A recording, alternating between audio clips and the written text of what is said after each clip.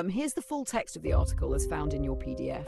The Gruesome History of Eating Corpses as Medicine by Maria Dolan, Smithsonian Magazine, May 6th, 2012.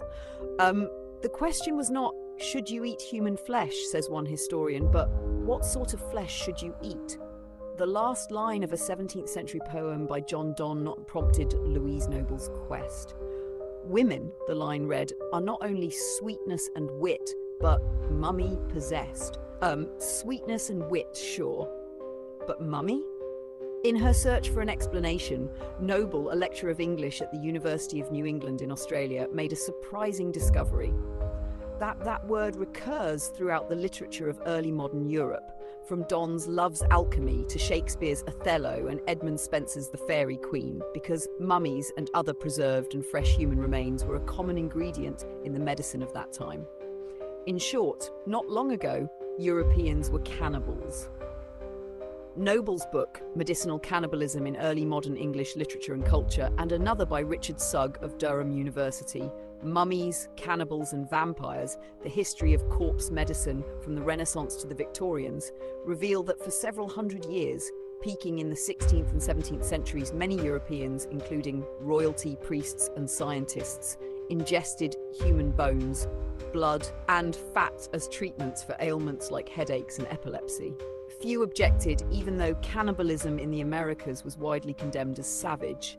Mummies were stolen from Egyptian tombs, skulls were taken from Irish graves, gravediggers and executioners became suppliers.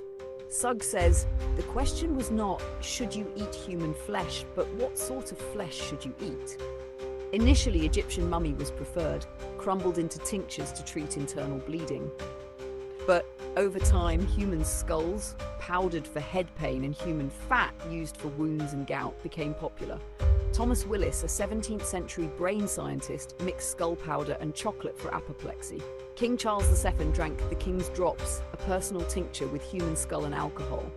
Even moss from skulls, called usni, was powdered to treat nosebleeds and epilepsy. Blood, thought to contain the body's vitality, had to be fresh. Paracelsus, a German-Swiss physician, believed blood was best drunk. While rare, some advocated taking blood from the living. Often, the poor waited at executions to buy a cup of still warm blood. In Germanic lands, the executioner was a feared but respected healer. For those who preferred cooked blood, a 1679 recipe described turning it into marmalade. These bizarre cures, though magical in thinking, sometimes helped symptomatically, like alcohol for depression. At a time when blood circulation wasn't even fully understood, this was another attempt to treat disease. Corpse medicine aligned with homeopathic theories, like cures-like. So, skull for head pain, blood for blood disorders. Human remains were also believed to contain the spirit, a force linking body and soul. Blood, in particular, was thought to carry the soul as vaporous spirits. Freshness mattered. Youth and virginity were prized for potency. By consuming remains, one supposedly absorbed the strength of the dead. Leonardo da Vinci was quoted, "We preserve our life with the death of others.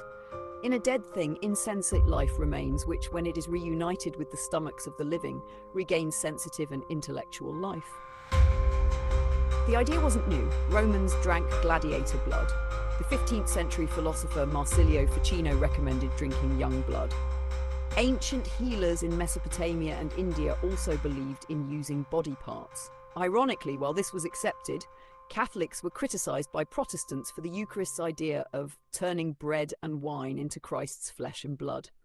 And Native Americans were labeled savages for supposed cannibalism. Beth Conklin, a Vanderbilt anthropologist, notes the hypocrisy. Europeans knew they were consuming human remains, but rationalized it. In contrast to ritual-based non-Western cannibalism, European corpse medicine erased the relationship between the eater and the eaten, reducing people to ingredients.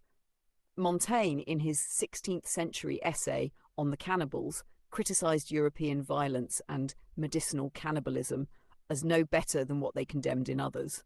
By the 18th century, as science advanced and Europeans began using forks and soap, the practice declined. Yet remnants persisted. In 1847, a man was advised to feed his epileptic daughter skull and molasses. A magical candle made from human fat, called a thieves' candle, was believed to paralyze people as late as the 1880s. Mummy was sold in German catalogues in the early 20th century. In 1908, a last known attempt to drink execution blood occurred in Germany.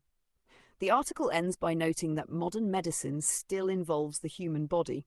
Blood transfusions, organ transplants, skin grafts, these can be poetic acts of giving, but darker echoes remain, like black markets for organs, including reports from China and a body snatching ring in New York.